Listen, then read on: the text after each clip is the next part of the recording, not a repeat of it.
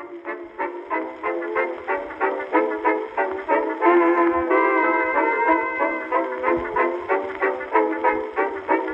hello everyone, and welcome to History Room Live. My name is Jill. I'm the Archivist and Special Collections Librarian at Patent Free Library. History Room Live is a weekly Zoom session where we share collections and resources related to local history and genealogy. Today, Karen is going to help us understand a popular and very important topic, which is keeping your genealogical research organized. As I introduce Karen, I'm going to drop a link in the chat. It's a link to a PDF document that is Karen's handout for today, and that has a lot of great information in there. So I think she'll refer to that during the presentation, but be sure to check that out. And Karen, go ahead. All righty, thank you. The handout has primarily links, but some information about a couple of them.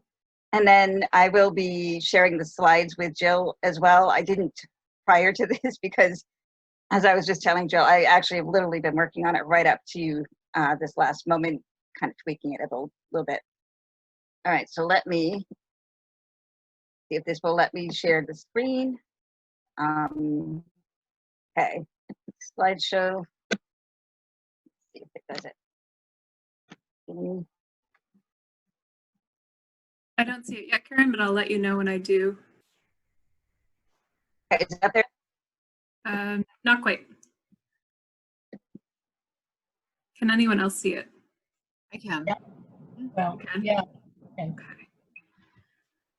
This might be my Sorry. Did they say personal yes? problem. I'm having trouble. Is it? It wasn't showing. Somebody else can see it, but I can't see it yet, and I'm recording, so. That's a problem. Okay. Yeah. Let me. But usually it just takes some time, so I don't think it's your. I don't think it's a problem with you. Let me try the screen share thing again. Maybe it just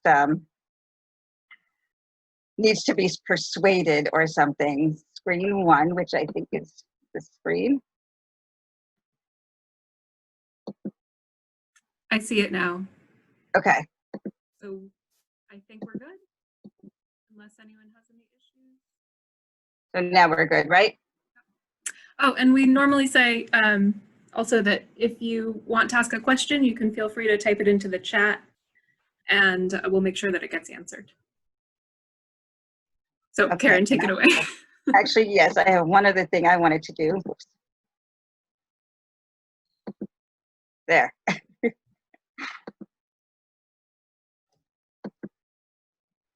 Apologies, little minor glitches here, right? Okay, so today I'll be talking about organizing your family history.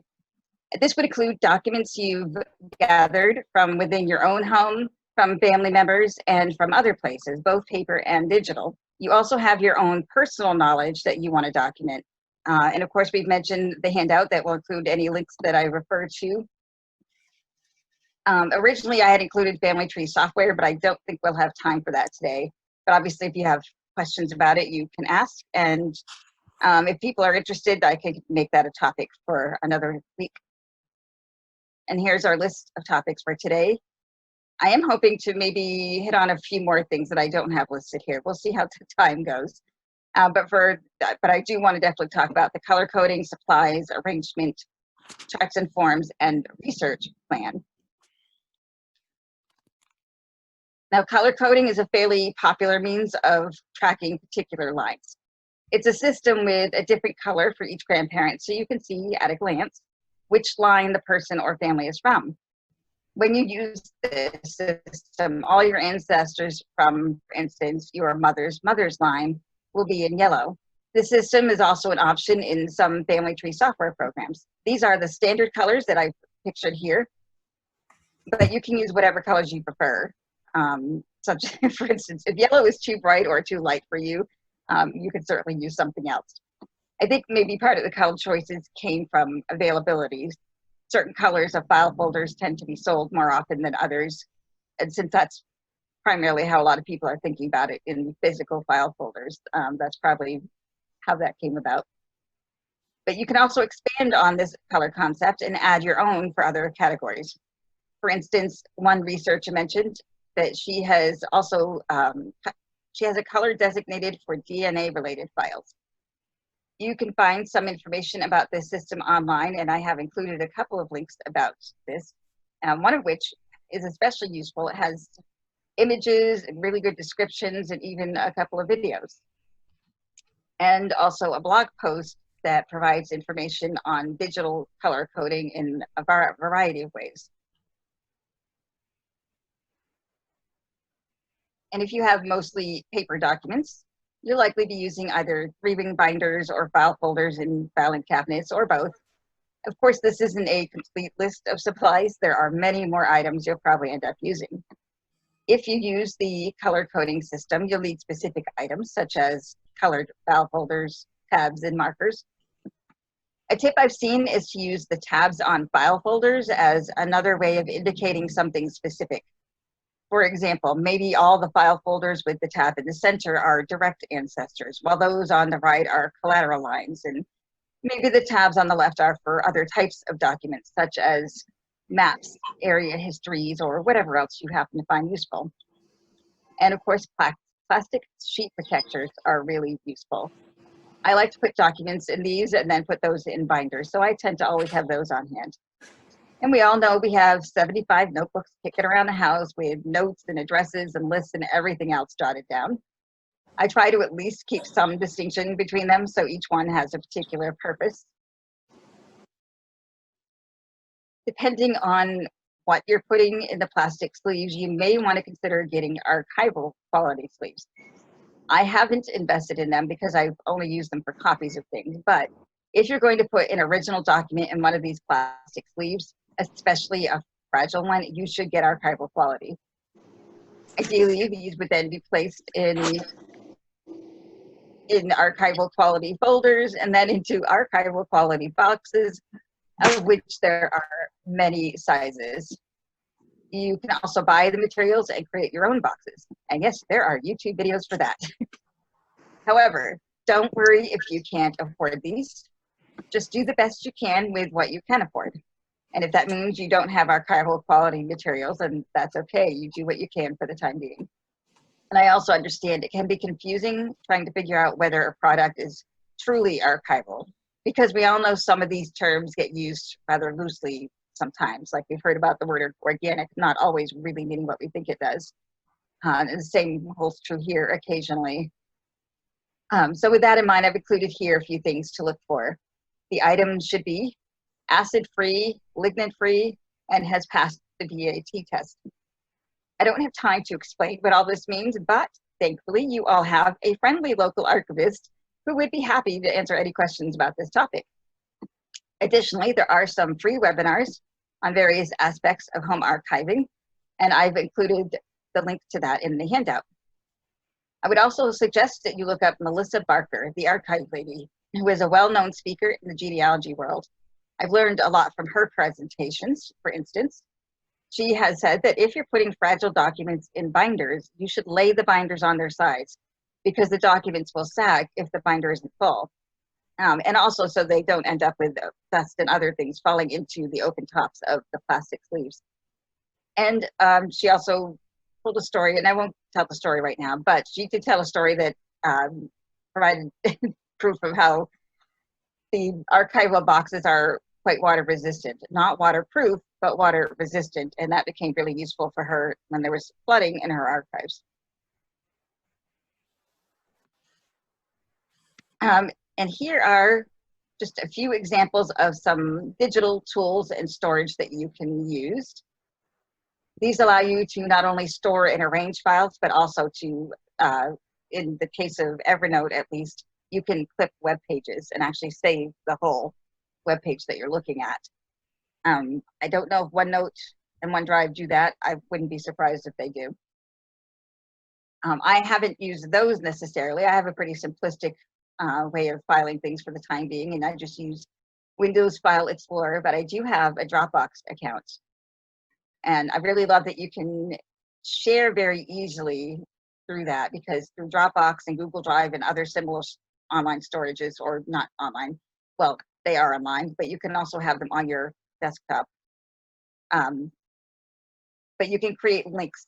So it's easier to share because the files are usually so big that sometimes our email just doesn't appreciate it, but you can create links, and then you can choose whether they can just view and download, or whether the person has editing privileges, and make sure you make a note of that. I also want to mention you can do a lot of tagging in a lot of these formats, and I'm hoping that's something I have time to maybe get into a little bit later, but I at least want to throw that out there. With your digital files, you can add tags to things, so no matter where they are, you can find them. So now that you've got your supplies, you need to decide how you want to arrange things, maybe by surname, location, topic, or something else, or even a combination of these. And of course, this applies to both digital and paper files. Often genealogists will first create a folder for each grandparent, and then within those folders, materials might be organized by type of file. And I'll show you an example of a digital version of this in a few minutes. One of the difficulties, of course, is how to file married women. You put all their documents with mom and dad or with the husband. Some people make copies and have them in both places. I think I also heard mention of someone putting all pre-marriage documents with parents, and anything after marriage went with the husband. Whatever you end up doing, just be consistent. And consistency applies to naming conventions too. Decide how you want to name your files and do the same with all of them. I tend to use surname, then first name, file type, and so on. Sometimes it can be difficult to figure out what works for you. It has taken me a while to figure out what works for me, and I'm still sometimes thinking about changing a little bit. So for instance, I've seen a couple other ideas, which are to include the date of the document and use that first, so everything sorts in chronological order. Another idea is to include the birth to death date range of the person within the document. And this makes it easier to differentiate people of the same name. So you can go right to the record you're looking for instead of having to open every single record with that name. Now, regardless of whether you're using paper or digital files, there are suggestions for items to include with each family or person folder. I'll be going over a few of these today, not all of them, but a few. The family group sheet, to have that quick snapshot of the family, some of the basic facts. A to-do list, so you can keep track of the tasks specific to these people. A pedigree chart with that particular person as the start person to provide context. A research log, so you can keep track of what you've already done for this person. A timeline. These are great. They help put things in perspective and see the bigger picture. You may notice patterns you weren't aware of. They're even more enlightening if you include general historical events, both local and global. You could have research notes and maps. We all love maps, right? They're a great way to get context, see distance, terrain, get a visual perspective. And they help you see whether there were obstacles between your ancestor and the courthouses, town offices, and so on. Obstacles such as rivers or mountains. Because of course, people are going to go where it's easiest to get to. And sometimes that might be the next county, which means you need to look in that county for records. So it's really important to make sure you make note of that. Now let's say theoretically that you now have your supplies and have decided how you want to arrange the materials you already have. Another step you need to take is to document your own personal knowledge. And naturally, there are charts and forms for that, such as pedigree charts, family group sheets listed here. Now we're going to pretend we live in the perfect ideal world in which you're able to get all the exact supplies you need, organize any materials you gathered, and write or type your own personal knowledge. Now, finally, you're ready to move on and do some research. And of course, there are charts and forms for that too. You can see a couple listed here: resource checklist and research logs. There are so many types of forms out there, many of which you'll likely find to be useful, but these are the ones you should start with. And I'll show you examples of each of these, but first, I want to be sure to point out something to keep in mind when filling out these charts or any other charts. Always use the woman's maiden name to avoid confusion. And if you don't know it, just leave it blank. And always write dates as, for example, 3 June 2017, not 6/3/2017. In some countries, that would read as March 6th. Also, the format shown here makes it easier to read the dates. We deal with a lot of dates in family history, so it's easy to make errors if they're just numbers and slashes. And of course, always use the full 4 digits for the year so there's no confusion as to which century we're talking about. And now I'm going to leave PowerPoint for a few minutes to see examples of some of these. So bear with me for just a moment. Okay. So before we get to those examples, earlier I was talking about a website that shows how this person has organized their digital files. So in this case, the person has folders for surnames. So she does it a little differently than I do. And this might be easier for you as well. So she'll just create a folder for each surname. I'm going to scroll down. So then within each surname, she has folders for record type and for other things, such as articles and information from books, emails.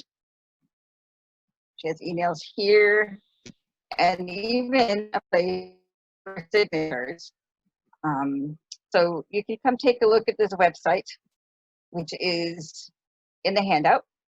And I'm wanting to show you this as well, because the other thing she does, keep saying she, I don't actually know who this website belongs to, but I believe it's a woman. And she has created a standard blank folders. So when she creates a new surname, she can come here and just make a copy of this, and it will drop all of these into the new, she can then paste all of these into the new surname folder instead of having to recreate all of these folders every time she creates has a new surname. Okay. So the other thing I wanted to show you, and I apologize, I want to go up here. So I mentioned this blog post a while ago when I was talking about color coding. There are ways to color code digitally. In this case, in Family Tree software, this one is Family Tree Maker. And you can just make out the blue here, some green here, so you can see how it looks in this particular program. And you can use color coding for other purposes as well, and actually have multiple colors for the same person. This one is from, oops, sorry, I'm trying to make it larger, from Legacy Family Tree. And you can see the colors are more prominent here. They're a bit more obvious. You can also apply that for other purposes. He has a whole bunch of, this person has a bunch of colors in here for burials and cemeteries and so forth. And there were a couple other things I wanted to show you, so bear with me for just a moment. Of course, okay, so here are some folders that have been colored. And there are programs that allow you to do that. Well, in this case, they're actually marketing their own products because this blog post is from a website that creates a product that does this. But so you can see what that looks like. It's pretty cool, I think. And okay, I have just a couple more things. So the color coding, of course, you can use as well in any family tree charts that you print out. And I can tell you from experience, it's really, really useful to have these colors designating the family lines, especially if you're like me and you have a humongous family. And the reason I wanted to share this blog post as well is because they talk about other programs, for instance, Google Drive, and how to apply colors to that, and Excel. So we're not going to stay in here, of course, but I at least wanted to show you that you have a lot of ways of using this. And this is the product. And I've heard some genealogists talking about this. I think supposedly there's a free version. I'm not as positive, but you can look into it and maybe see if there are other apps and add-ons that allow you to Okay, so now let's talk about these charts. So when you, as you're writing your personal knowledge and as you're discovering new ancestors, of course, you want to find a way to keep track. So organizing people is usually done using two types of charts, one of them being pedigree charts, as shown here. These are family tree charts that will show your direct line, and that would be your parents, grandparents, etc., not siblings, aunts and uncles, and so on. Here's an example. This is a fillable chart, and you can see here I've actually written in this one. So this is something you can use digitally. You can print it out if you prefer and handwrite it, but you can also just use it right on your computer and save it that way only if you prefer. Of course, you could also make your own. And these are pretty straightforward. Just enter the information you know. Full name, birth, marriage, death dates, and locations. You can use yourself as a starting point or whoever is appropriate for what you're doing at the time. And once you've got your chart filled out, you can see what's missing. Let me make this a little bit bigger or not. Well, anyway, you can see I'm missing a lot of information, but that's okay. That's kind of the point. Well, maybe it's not really the point of these, but initially that is the point for me, because then I can see what's there and what isn't. So then you know what gaps you need to fill in. So now that you have a better sense of where those gaps are, you should decide where you want to start. Pick an individual or family line, and work from the known to the unknown, from the present and going backwards. And once you know where you're going to be working from, who you've chosen, you will use these family record sheets to help you keep track of those specific people. I like these because it really does give you a snapshot of the specific family. The husband and wife, you have space to put each of their parents as well.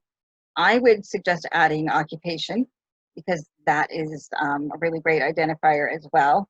And then, of course, information about the kids. And as with pedigree charts, don't worry if you have gaps in your information, just fill in what you know. And there's room down here at the bottom as well for references, notes, so your citations, and so forth. And here is another example from me, and you can see I don't have much about Mary Rice. She is something of a mystery. And the ones that I'm showing you that are from my own files, these actually are from the family tree software. So that's why they look a little bit different than all the rest of them. Now, once you have a better sense of the information you have, you could decide what your next step should be. You need to have a research goal, a specific question. If you jump in with simply, I want to find everything about my grandfather, you won't be working efficiently, and you will likely become overwhelmed. This form is a good guide to creating research questions, and not everybody uses these, and you won't always need to, but you might find it useful initially if this is something that you have a hard time with. And again, this one happens to be a fillable form. So there are lists on the left-hand side over here of events, relationships, descriptions, and places. They may inspire questions. So this document can help you come up with, it gives you some ideas and spaces to write down the questions you come up with. And this is something we'll be talking about too, these possible information sources. We'll get to that in a second when I talk about research plans. So another advantage of having a specific research question is when you do visit repositories, you'll have a better sense of what you should bring with you, which charts or documents or notes. And this makes it easier for the staff to direct you to the most appropriate resources. And all of that makes for a more productive trip. And I'm coming back in here for a moment. Oops, not from the beginning, sorry.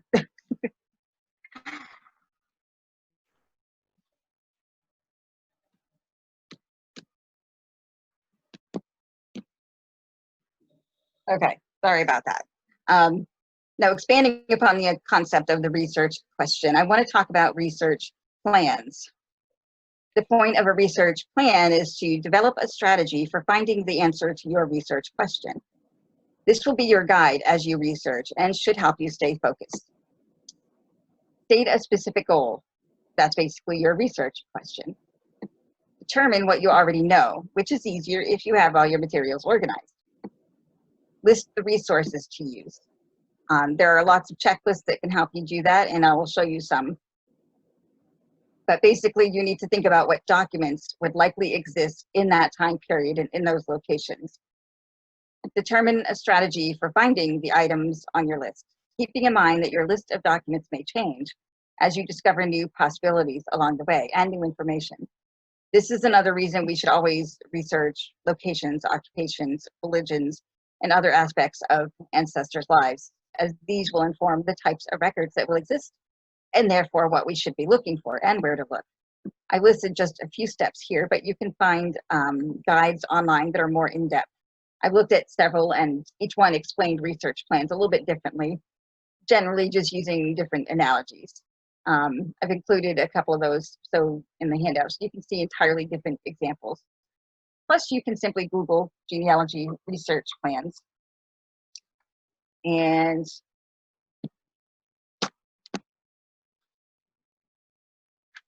so here is one example.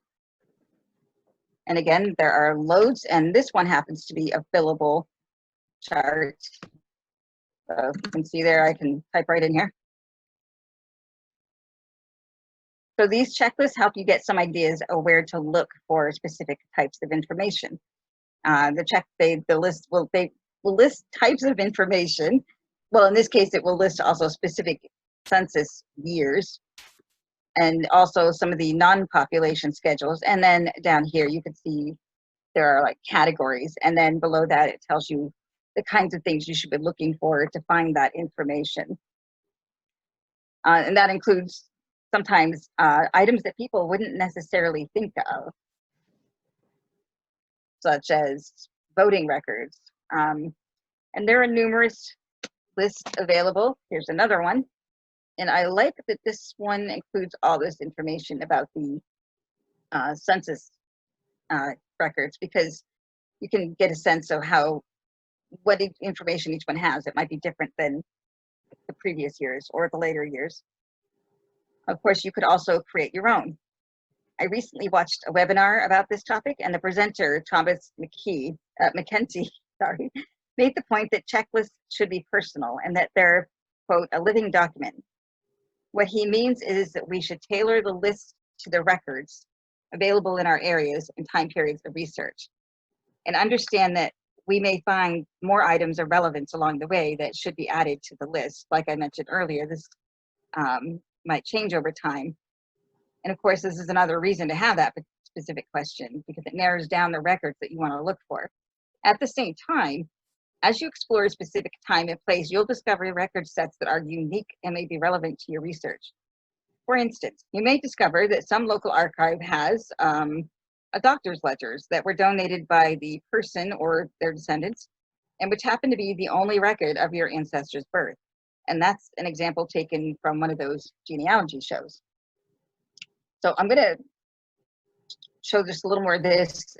This also includes a few internet resources, and there are some tips down below, which I also liked. And there is this one.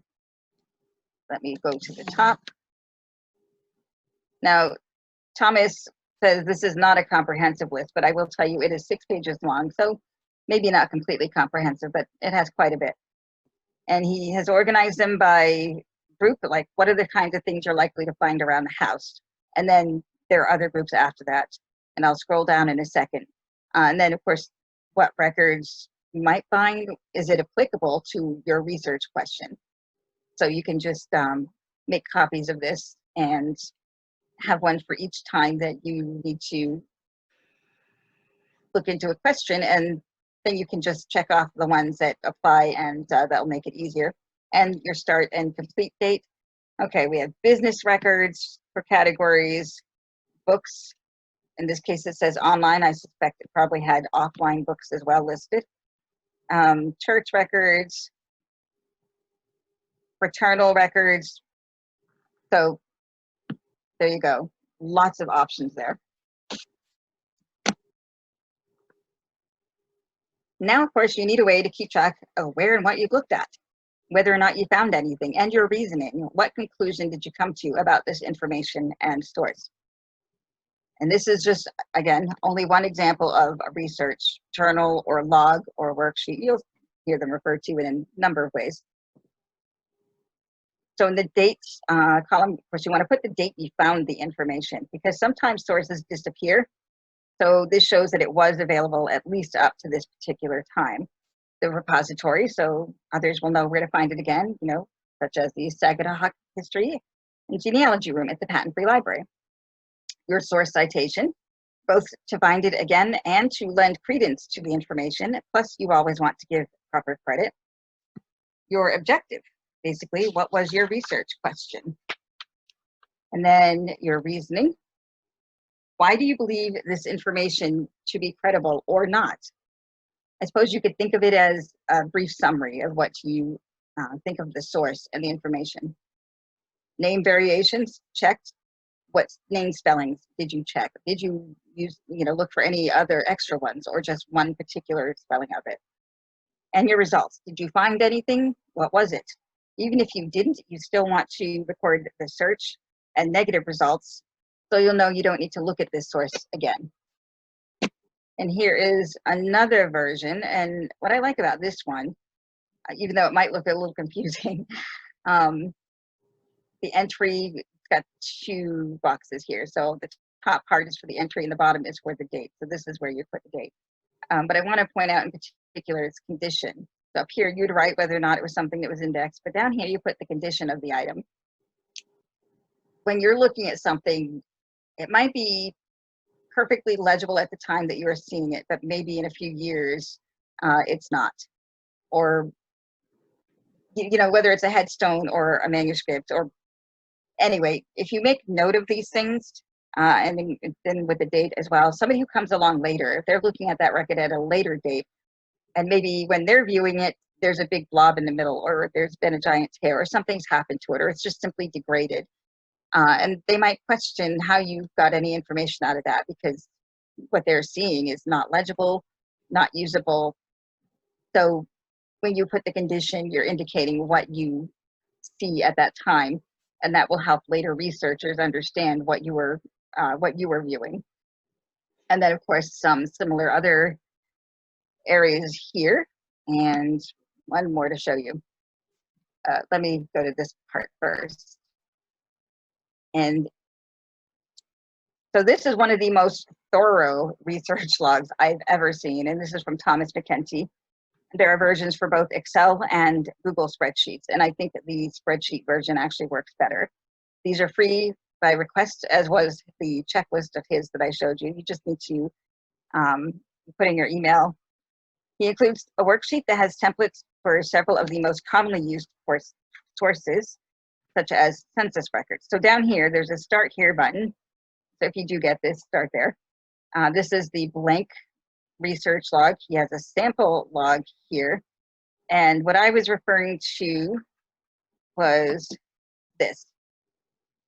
If citations seem scary, which quite frankly they do to me too, but he even has these templates for commonly used record sets, such as World War I draft registration cards. Most of the information is here, and then he's got these blank spots where you can just plop in the appropriate information.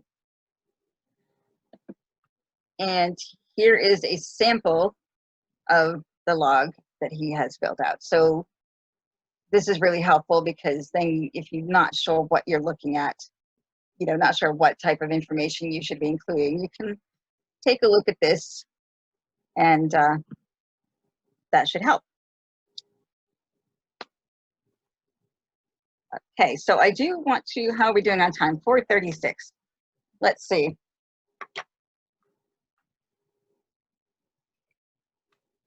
Make sure that, okay, yeah, I think we have a few moments. I want to talk a few moments about tagging. And this is something I haven't done a lot of, and I need to. So let me show you just briefly. This is just in Windows File Explorer. And tagging will help because then you'll be able to find things more easily. Right now, when I go down here and try to search for a file, a lot of what I have isn't necessarily going to show up because my image names, well, you can see I haven't named all of these images. But if you right click on an image and scroll down to properties and details, and you can add information, like I'm going to, here's a word, it says tags right there, and click, and there you go, there's a box. So you can type in headstone, or you can type in a name. Up here, you can add a title to it, even a subject. If you're feeling especially nerdy and want to use like subject headings or something, but even if you're not using official subject headings, you can use whatever subject you want. So then down here, I have discovered, apparently you have to type it in the way you wrote. For instance, if you include a title, you have to write it the way you put it in. And apparently I need to learn how to spell.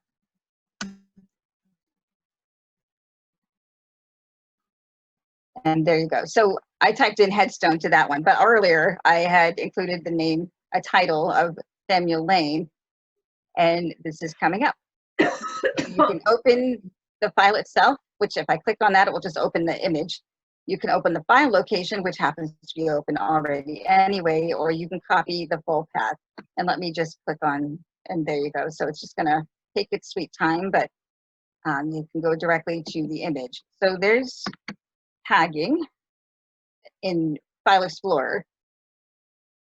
Another thing that you may or may not be interested in, these here, I don't know if you folks use this sort of thing. I find this to be really useful to have a bookmarks bar handy. You can add anything you want and drag them here, and you can, to have easy access. And you may be wondering why I'm bothering to mention this, but as you're doing your research, I can tell you it's going to be really handy to have it very, very quickly available. Family search, legacy family tree webinars, ancestry, MyHeritage. This is a digital main library. You can also read. So if you want to fit more stuff, and to do that, you just put your cursor there, right click, edit. I'm just going to get rid of that, and now that's gone, and I can fit more stuff up here. So that helps in online keeping track of things. And let's see, photos. I don't have time to talk a lot about picture organizing, but if you go to Cindy's list and to her photograph memories, general resources, one of the first links in here is 10 easy steps to organizing family photos. Like I said, I just use Dropbox and Windows File Explorer, but I know a lot of people like to use other types of programs. I think there's Google Photos and stuff like that. So this is one place you can go to kind of learn a little more about that topic. And bookmarks, you can create bookmarks for just about anything. And let's see. There we are. I wanted to get here. So I have a folder for genealogy, and within that you can see I have a lot of other folders. You can create however you want, whatever you want, whatever works for you. You can have folders within folders, as I do down here. And to do that, make sure you've highlighted the particular folder you want to make a new one inside of. And over here, these three little dots, you add new folder, and you give it a name and click save, which I'm not going to do because I don't need one right now. And then you can also move things because it will probably show up way at the bottom, but you can just drag. So that's just a couple other little extra things. And oh, yes, if you don't mind, I'm going to indulging me. When you're out doing your research, because of course you want to keep track of part of the organizing, and part of why I mentioned bookmarks is because you're also trying to keep track of what you're finding online for websites and such. So that's why you want to have some organization in your bookmarks. But sometimes those websites become dead links. Now, I don't know if you know, if you're all familiar with the Internet Archive. That is one of the sites I've added here. When you go to the Internet Archive, there's this thing called the Wayback Machine. If you have a dead link, or even something that's still active, but you want to see what it used to look like, you just put it right in here. So Ancestry.com. And I'm walking you through the steps because sometimes it's so confusing. If there is not an archived web page, then it will just say that and there won't be anything for you to click on. But obviously this one has lots. And up here, there is a timeline by year. And there's actually even more. So let's go to 1996. So when you go to a year, then it will show all these months. And I'm looking for this. If you see this little circle, you can hover over it. It will give you a date, and there's a link here. And you can click on that and give this just a moment. And it's still thinking. And voila, this is what Ancestry looked like on that date. And then you can use this timeline to choose other dates. But I wanted to show you that because sometimes there will be an old website that has, maybe a story or just something useful to our research, but it won't open. But if it's been archived, you might still be able to access it. It will not work for everything, but I have used this a lot for both genealogy and for school. And this has been so incredibly helpful in accessing that information that otherwise would just be gone. So I wanted to make sure to tell you about that. Okay, so, and I think with that, I'm going to stop my screen share. Holy cow. And hopefully I've covered enough. This is a huge topic and there's so much more I could have said. I certainly encourage you to look up YouTube videos on anything that like for instance about Evernote or any of those things. But in the meantime, I think that's all I have for the moment. Are there comments, questions, anything else you need me to show again, or something you want me to talk about further?